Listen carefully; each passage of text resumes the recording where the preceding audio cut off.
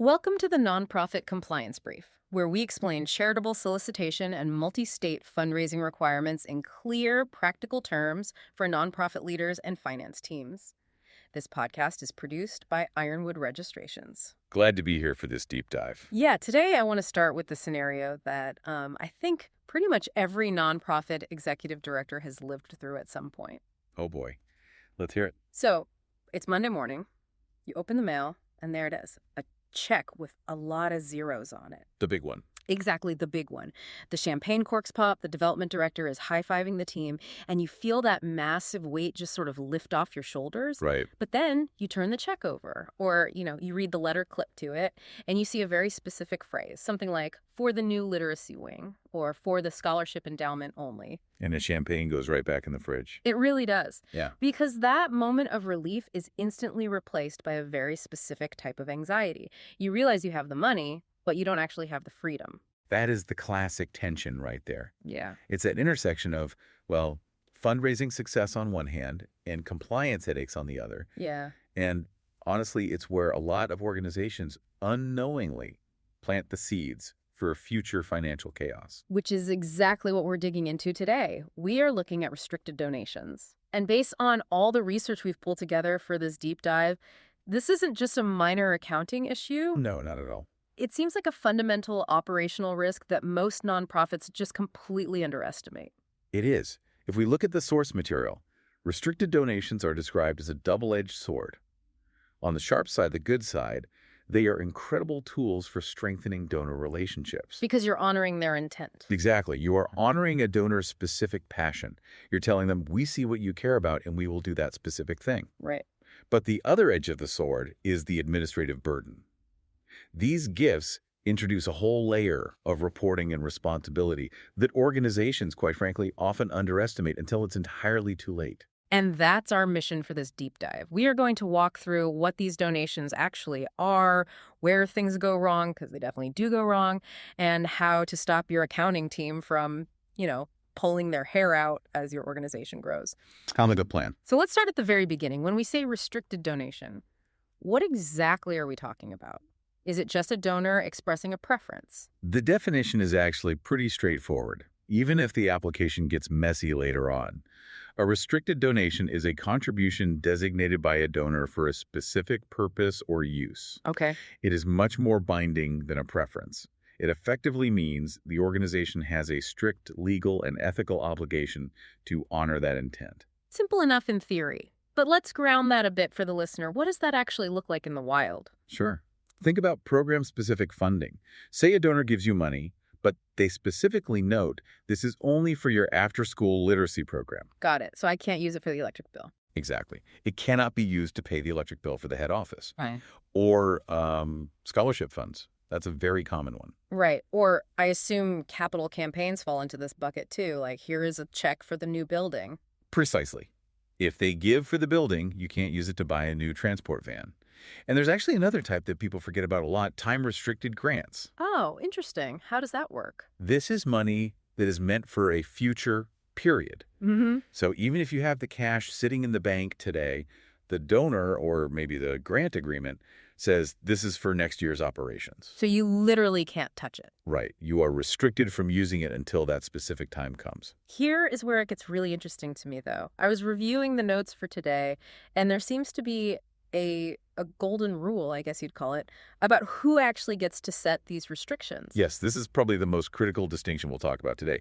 Restrictions are created by donor intent. Okay. They are not created by internal budgeting decisions. So let me give you an example. Let's say the board of directors gets together. Okay.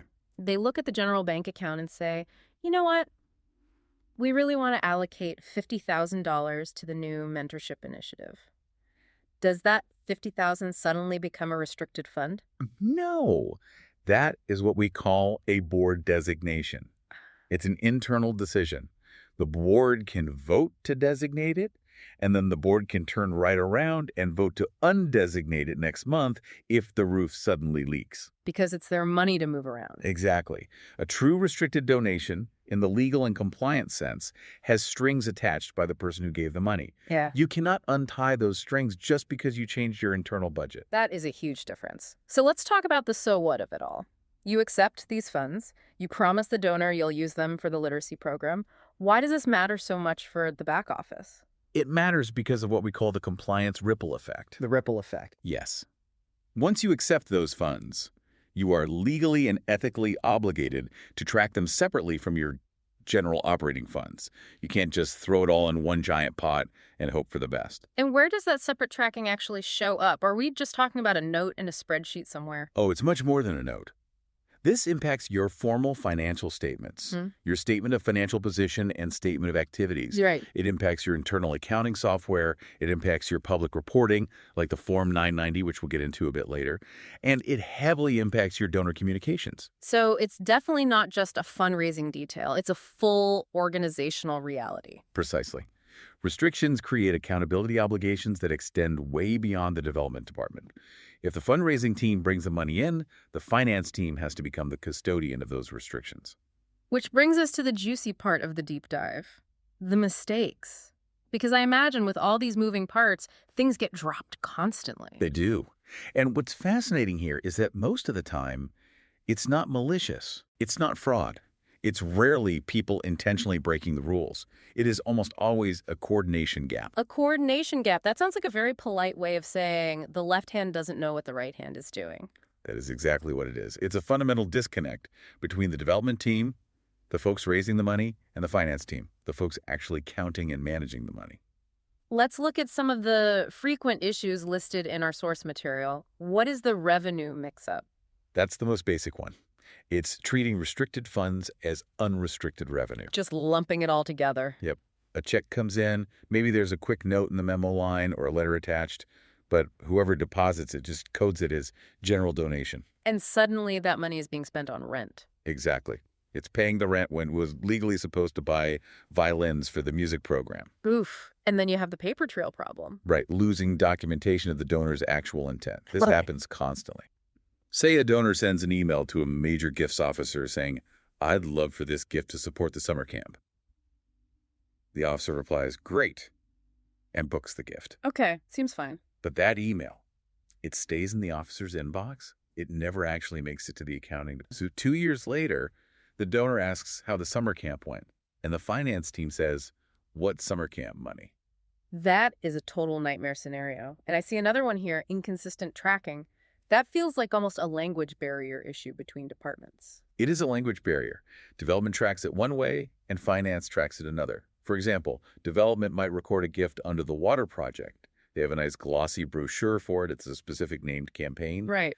But finance doesn't have a ledger code for water project. They just see it as international work, so they book it to the general international fund. So development thinks they have 50 grand specifically for digging water wells, and finance thinks they have 50 grand for general international travel and operations. Exactly.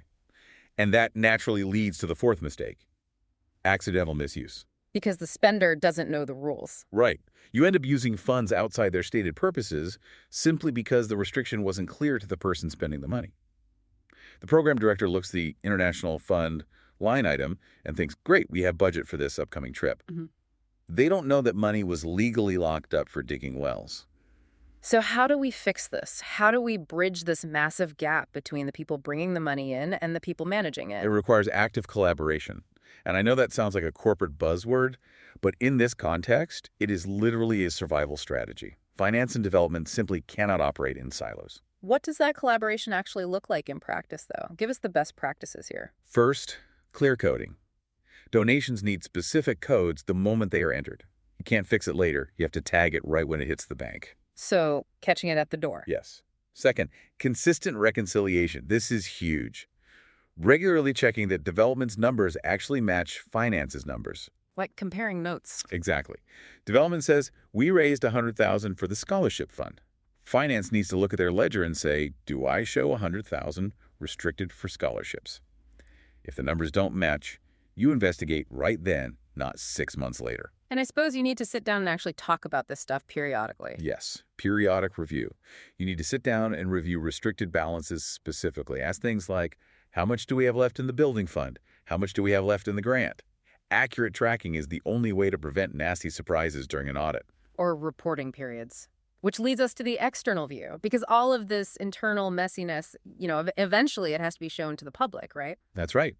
This brings us to the Form 990 and public transparency. How does this look to the IRS? Or even to a savvy donor who actually knows how to read these forms? Restricted funds often appear in public disclosures. Reviewers, and this includes charity watchdogs, grant makers, major donors, they look for alignment. Meaning what exactly? They want to see alignment between the programs you say you are running and your restricted activity. So if I'm running a massive Save the Whales campaign, my Form 990 should probably show some restricted funds designated for, well, whales. Exactly. They look for clarity in how revenue is classified, and they look for consistency across different filings. If your annual report says one thing and your tax return says another, that is a massive red flag. It really just comes down to trust, doesn't it? It does. Public transparency reinforces donor confidence. If you say you are raising money for scholarships, your financial statements should show a bucket of money explicitly reserved for scholarships. It proves you are doing what you said you would do. Now, speaking of doing what you said you would do, let's talk about communication, because compliance isn't just a bunch of numbers in a spreadsheet. It's communication. This is an area that gets overlooked all the time. We often think compliance is just for the accountants, but the marketing team is actually on the front lines of compliance here. How so? There is a significant risk of misalignment between messaging what you tell the donors and reporting what the books actually say. So the marketing brochure promises the moon, but the accounting books are grounded on Earth. Or worse, the marketing brochure creates a restriction that the organization wasn't prepared for at all. Oh, wow. Yeah. If your fundraising material says 100% of your donation goes to buying textbooks, you have just created a legally binding restriction. You cannot use a single penny of that for shipping the textbooks or for the salary of the person ordering the textbooks, unless you are very, very careful with your wording. That is a terrifying thought for a lot of people listening right now, I bet. It should be a sobering thought. Fundraising materials must accurately describe the intended use. And this is crucial. Updates sent to donors must reflect how funds are actually being applied. If you change the program, you have to tell the donor. You can't just pivot silently. It sounds like the golden rule here is messaging must align with financial reporting. Always, without exception. Okay, so we've locked the money up, we've tracked it properly, we've reported it. How do we ever actually get to use it? How do we unrestrict these funds? Well, you don't just decide to unrestrict them, you release them. The technical accounting term is net assets released from restrictions. And this happens when specific conditions are met. What kind of conditions? Usually it's when the funds are spent for the intended purpose. You buy the textbooks, the restriction is released. Or for time-restricted grants, when the time period actually expires. Or perhaps when specific program milestones are completed. So it's a process, it's not just an arbitrary decision. Correct. And this leads us to a broader theme we really need to discuss today. Because all of this sounds totally manageable when you have, say, one grant and two major donors. But what happens when you grow? This is the growing pain section of our deep dive, and the core theme here is that compliance tends to expand alongside fundraising growth. It absolutely does. As nonprofits expand, they don't just get more money, they get more types of money. They start managing multiple restricted funds simultaneously. Right. You launch a new program, maybe you get a new federal grant, you start a capital campaign for a new headquarters, suddenly you're juggling 20 balls instead of 2. And that drives complexity. You have more programs, additional grants, overlapping reporting cycles. One grant needs reporting in June, the other in December. One wants receipts for every travel expense. The other just wants a high-level summary. And I imagine this is where systems failure really happens. That is the most common breaking point. The systems that worked perfectly when the organization was small, this simple Excel spreadsheet, the everyone in the office knows what's going on mentality, those systems completely break down as fundraising scales up. I definitely see that. A spreadsheet works great for tracking 3 restricted gifts. It does not work for tracking 300. No, it doesn't. And that's why organizations that review requirements periodically avoid most problems. You can't just set up a system in year 1 and expect it to work in year 10. You have to evolve your compliance infrastructure to match your fundraising success. That makes a lot of sense. So let's get practical for a minute. We have a listener right now who is maybe looking at their own books and feeling a little nervous. What are the actionable steps? What should they do right now? If we boil this down to a quick checklist to reduce risk, here's what it looks like. Number 1, document donor intent clearly at the moment of the gift. Do not wait. Get it in writing. Save the email, scan the physical letter. Right. Don't rely on someone's memory. Number 2, align finance and development tracking immediately.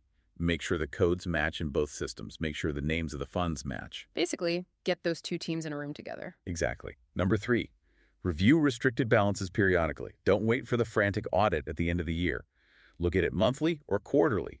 Ask yourselves, why do we still have this money restricted? Can we spend it legally yet? And finally, Establish consistent internal procedures. Make it a routine, not a fire drill. I love that. Routine, not a fire drill. If I can just connect this to the bigger picture for a second, all of this technical talk about restrictions and ledger codes and Form 990s, ultimately, it all represents trust. Say a little more about that. When a donor gives a restricted gift, they are handing you their trust along with their money.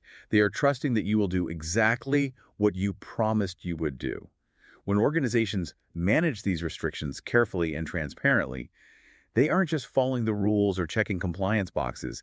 They are actively strengthening their credibility.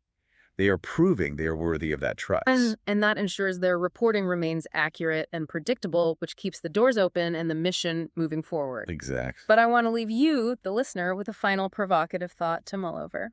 We've spent this whole time talking about restrictions as a defensive strategy, right? You know, avoiding audits, not making mistakes. Right. But what if flawless restriction tracking is actually your strongest offensive strategy for your next major campaign? Oh, I like where this is going. Think about it. If you can sit down with a major donor and show them a totally transparent to-the-penny report of how you honored their last restriction, they are infinitely more likely to trust you with an even bigger restricted gift next time. It stops being just a compliance hurdle and actually becomes a powerful growth engine. That is a phenomenal point. Proving you handled the last gift well is the best pitch for the next one. Exactly. If you found this discussion helpful, you can find additional compliance guides and visual resources at ironwoodregistrations.com. Thanks for listening.